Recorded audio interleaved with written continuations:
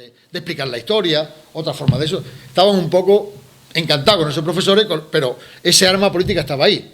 Bien, aún así, los acuerdos, el PC era fuerte en muchos ayuntamientos. En Jerez tuvo 3 concejales en las primeras elecciones municipales.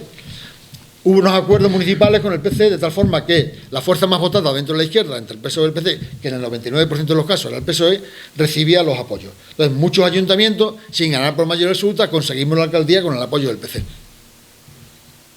Entonces, ahí empezó un poco también a lograrse la hegemonía del Partido Socialista.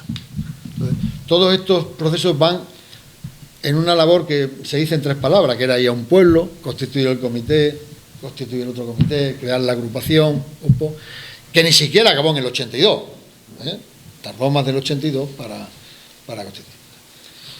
Esa fue un poco la historia del PSOE. En cada ciudad tiene su nombre.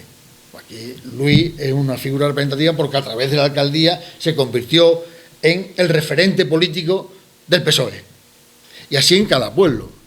Porque en aquellas elecciones del 79, sería bueno recordarlo, había un cartel de José Ramón que era enorme, que se fraccionaba a su vez en 8 carteles independientes. En el fondo ves ese cartel, que está en la sede provincial, grande, y es un poco lo que hicieron los alcaldes. En ese cartel, en plan naif, te viene a decir qué queríamos. Pues queríamos una biblioteca, queríamos un centro de salud, queríamos las calles asfaltadas, queríamos parques, queríamos las cosas que hoy para la gente joven forman parte del paisaje urbano, pero que no siempre estuvieron ahí. No siempre estuvieron ahí. Entonces, cuando uno dice, bueno, ¿qué es lo que hicieron los alcaldes? Los alcaldes hicieron en realidad aquel dibujo de José Ramón de las elecciones del 79. Era hasta en el dibujo aparecían los maratones populares, cosas que después o las carreras populares que se pusieron por parte de las instalaciones deportivas. En fin. Ese fue la gran base a partir del cual el crecimiento del partido ya no tuvo vaivenes.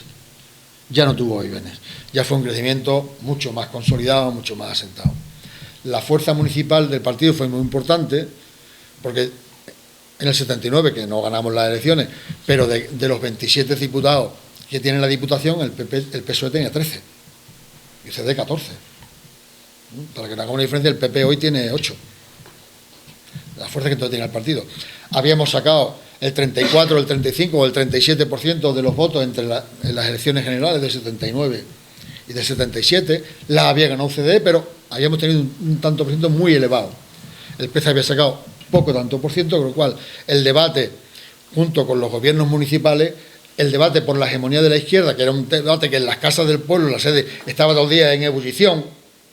Había mucha gente, nuevos militantes, que parecía que miraban como de reojo a ver si el PC aprobaba lo que tú decías, porque si no te decían que no eras de izquierda. Bueno, todo eso se superó. Y la hegemonía de la izquierda, después de las municipales, quedó claro. No tuvimos malas relaciones nosotros con el PC. Hombre, había conflictos, lógicamente. Pues yo que muchos de estos referentes que he dicho, de aquí de Frena, Bodas, Chencho, terminaron en el Partido Socialista cuando ya en la época de Anguita eso no lo aceptaron y entraron en el Partido Socialista. Y otra gente que no entró en el Partido Socialista fueron votantes del Partido Socialista. La transición es ese. Y después, el otro periodo del 79 para el 82 es este que me estoy refiriendo. Y en el 82 llega ya la consolidación, por eso que digo yo que es de verdad el final de la transición, que es cuando ganamos por 202 diputados. Y 200 diputados llega a una situación que parece que era idílica y era terrible. El partido se encuentra con que ahora hay 3 o 4 bancos, entonces había 20 bancos. El Bilbao, el Central, el Hispano, el Vizcaya, lo que hoy es BBVA eran 3 bancos, que a su vez eran 2 más. En fin, todos con un problema financiero grave. Nos encontramos con la industria pesada de este país, que es la naval y la siderurgia, donde los productos que fabricábamos los compraban en el extranjero tú por la mitad de precio. Había una crisis de la siderurgia y una crisis de la naval brutal. Y después estaba la gente que te pedía estáis en el poder, que hay de lo mío. Los sectores sociales decían, oye, ahora. Entonces, el PSOE se enfrenta a eso. Siempre tuvimos en cuenta tres cosas. La historia de España, y esto enlazo con lo que empecé la charla. La historia de España es una historia de España terrible y desgraciada durante todo el siglo XIX y XX, o gran parte del XX. Mientras el resto de los países estaban, mal que bien, con un sistema más o menos democrático, progresando, aquí durante todo el siglo XIX estuvimos en guerras civiles. Guerras civiles no hubo solamente en el 36. El 36 fue la cruenta, de verdad, el 31, del 36 al 39, esa fue una brutal. Porque eso ya fue una guerra donde los que se sublevaron lo que pretendían era exterminar, en palabras suyas, queremos exterminar a todo lo que huela a república. Si hay que matar a la mitad de la población, se mata a la mitad de la población. Eso no son palabras mías, son palabras suyas. Lees a Mola, lees a todos y hablan de esto. Pero hubo guerra civil en el 19, no iguales. Pero fue un país inestable, con guerras civiles, con pronunciamientos, a veces pronunciamientos militares progresistas, otras veces conservadores, en fin, un país sin consolidar. Y el siglo XX pasa igual. Entonces, España históricamente tuvo esos tres retos, y eso fuimos conscientes desde el principio. Uno, era un país con una democracia sin consolidar, no solamente por lo de Tejero, sino porque desde el siglo XIX no había habido la supremacía fuerte del poder civil sobre el poder militar. Y el intento que hizo Azaña terminó como terminó. Segundo, el otro problema de España en todo el XIX y XX era el aislamiento internacional. Por suerte no se intervino en la Primera Guerra Mundial ni en la Segunda, pero se estuvo aislado internacionalmente, no solamente en términos de alianzas, en términos políticos, sino en todos los ámbitos. Y en tercer lugar, tenía el problema territorial, que todavía lo tenemos, y el problema de las desigualdades, es decir, la falta de derechos sociales, la falta de estado del bienestar. Cuando llega el 82 ya hay un estado del bienestar en Europa y nosotros llegamos con la crisis siderúrgica, la crisis bancaria y con todos estos problemas y tenemos que empezar a poner en pie el estado del bienestar. Y en esa primera legislatura, pues, Maragall pone en marcha las reformas educativas, Yup pone en forma las reformas sanitarias, Matilde pone en forma en práctica las pensiones no contributivas y se empieza a crear ese estado de bienestar. Por eso, cuando se echa una mirada atrás, debemos defender ante los que no conocieron esta etapa que el periodo que va del 82 hasta hoy, con todos los problemas y con todas las deficiencias, con todos los errores, es la mejor época de la historia de España, de toda su historia. No hay una sola época, ni Carlos III, ni Felipe II, ni la República, porque no tuvo tiempo. O sea, no hay un espacio, primero, de más tiempo en democracia. Segundo, de mayor bienestar para los españoles. No hay. Por desgracia no ha habido, tenía que haber habido más, como en otros países. Pero aquí nos dedicamos, tenemos más constituciones, ha habido más constituciones en España que en Francia. Aquí 7, en Francia 5. Pero hemos tenido la cuarta parte de periodo democrático en España que en Francia. Así éramos aquí durante el siglo XIX y XX. Entonces, no hay mejor época. Ahora tenemos un problema. Ahora están otra vez los nuevos carlistas. Los nuevos carlistas son los independentistas. Es el carlismo del siglo XXI. Con este problema. De verdad que es un problema grave que está ahí, que se produce cada cierto tiempo. Por cierto, el otro día hubo el homenaje a Companys. Muy bien. Companys se sublevó con la República. Si hubiese ganado la República también hubiese fusilado probablemente a Companys. Pero el mismo día que lo entregan las Gestapo a las autoridades franquistas, también entregan a otra persona. Julián Zugazagoitia, director del Socialista. También lo entregan y lo matan. No solamente a Companys. No murieron en la guerra, se habían conseguido ir a Francia y era tan inmisericorde el régimen que los devuelve. Azaña se escapa porque se muere, pero a los 2 días estaba ya previsto cogerlo y mandarlo a la autoridad, lo cual murió 2 días antes de cuando lo iban a coger. Entonces, ese es el mejor periodo desde todos los puntos de vista. y costó mucho esfuerzo. Y algunos dicen, no, algunos que van de inteligentes, no, esto estaba todo programado. Eso es mentira.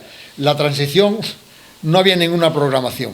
Sabíamos el objetivo final. Ahora, alguien piensa, si alguien da a entender que esto estaba todo escrito en un libro, la estrategia desde el día que muere Franco hasta la democracia, es mentira. Hubo vaivenes y hubo muchos momentos en ese periodo de tiempo que teníamos la sensación, la certeza de que volveríamos con suerte al exilio. Con suerte volveríamos al exilio. Yo tuve esa sensación poniéndome en lo mejor o en lo menos malo. Yo tuve esa sensación mucho tiempo y no se me quitó hasta el 82. Siempre, quiero decir la verdad, yo pasé más miedo que vergüenza en todo este tiempo. Me sorprende ahora a gente, tanto héroe, que nunca lo vi. Yo tenía miedo, pero estaba. Vamos, yo, cuando digo yo, digo, quiero hablar en plural. Porque habíamos visto, conocíamos lo que había sido la guerra, conocíamos lo que eran las comisarías, lo que eran los cuarteles y la Guardia Civil, y entonces el miedo yo siempre lo tuve. Y yo venía de una familia que no tenían por qué inculcarme miedo. Mi familia era una familia de derechas y no tenía ningún problema. Imagínate los que tenían miedo, que además su familia les decían, ya te lo había dicho, que esto no tiene arreglo, que volverían a las andadas, los fachas volverían a las andadas. Esto era el elemento recurrente cada vez que había un intento, que entonces eran más conocidos los generales de las distintas regiones que hoy los de Gran Hermano. Todo el mundo conocíamos los nombres de los generales, todo el mundo. Que si este era pues si el Gutiérrez del Yélamo, no sé cuánto, que si el no sé qué, el Caruana, madre por Dios, el Merry, el de aquí de Sevilla, madre por Dios. Todo el mundo sabíamos los nombres de los generales. Y ese miedo es comprensible, vamos. Yo lo reivindico muchas veces porque esto no fue una novelita de héroe, no. Esto fue un camino muy jodido, no había ninguna previsión, había momentos que parecía, como dije antes, que esto se iba al carajo y que volvías con suerte al exilio, y si no a la cárcel, o si no a otra parte, o a las cunetas. Después parece que no, y eso ya se despeja, que eso es lo que explica que nada más y nada menos que el PSOE sacase 202 diputados. 202 diputados es una barbaridad, porque hubo mucha gente que no era socialista, y dijeron, la única forma de consolidar la democracia, de la supremacía del poder político de meter a los militares en cintura, como se decía coloquialmente, es que estos tíos barrimos. Y se pusieron en marcha estas cosas que hoy, con adelantos, con retrasos, con aciertos, con desaciertos, forman parte. La historia de la transición es una historia de una aventura. Yo he tenido la gran ventaja de haberla vivido y sufrido. Y como resumen final, siempre hay una situación de una satisfacción brutal. Y pongo casi siempre el mismo ejemplo. No es tanto la consolidación de ver a los viejos militantes con los cuales compartiste muchas reuniones con un miedo que no te llegaba a la camisa al cuerpo, con miedo. Ellos más todavía, porque habían sufrido aquello, pensaban que estaban superados y pensaban que otra vez volvían a las catacumbas. Cuando al cabo del tiempo te dice un jornalero, dice, mereció la pena. Y eso porque lo dice ahora, a Miguel le decía yo. Pues porque yo que he sido zapatero toda mi vida, mi hija es ingeniera, mi nieta es ingeniera. Pues eso cierra el ciclo de lo que permitió la transición y lo que han supuesto estos 40 años de democracia en España. Daba para mucho más, pero bueno, para no entretenerlos más ni molestarlos más. Muchas gracias.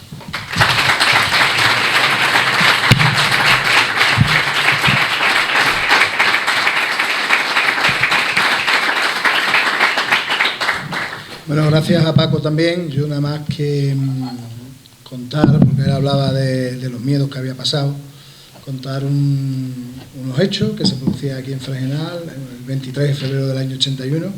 Yo tenía 16 años, quiero recordar que estaba con Antonio Regajo en el Valdara mientras el compañero Emiliano Flores estaba en el despacho de la alcaldía de Fregenal. Había una junta de gobierno que entonces estaba compuesta por gente de todos los partidos. En aquel momento el PSOE aquí no obtuvo mal resultado en el año 79, de hecho el equilibrio de fuerzas era 7 UCD, 6 PSOE, con lo cual teníamos 2 representantes en la junta de gobierno, el alcalde, 2 de la Unión de Centro Democrático y los 2 del PSOE. Creo que Luis ese día no estaba porque me parece que trabajaba en turno de noche, y quiero recordar que aquí está el protagonista de la historia, que cuando se constituye la Junta de Gobierno, pues Emiliano lo primero que expresa, estamos hablando de aproximadamente las 8, las 20, 30 horas del 23 de febrero, es decir, todavía estaba media España intentando saber qué coño estaba pasando en Madrid, quiénes aquellos guardias civiles aquí iban a proteger o a no proteger, ¿no? Y quiero recordar que mientras Antonio y yo esperamos, por cierto, alguien entró en el Bar Lara dando alguna voz de más, casi dispuesto a no sé qué, pero Emiliano quiso que constaran hasta la repulsa del Ayuntamiento de Fregenal por los hechos que estaban aconteciendo en Madrid.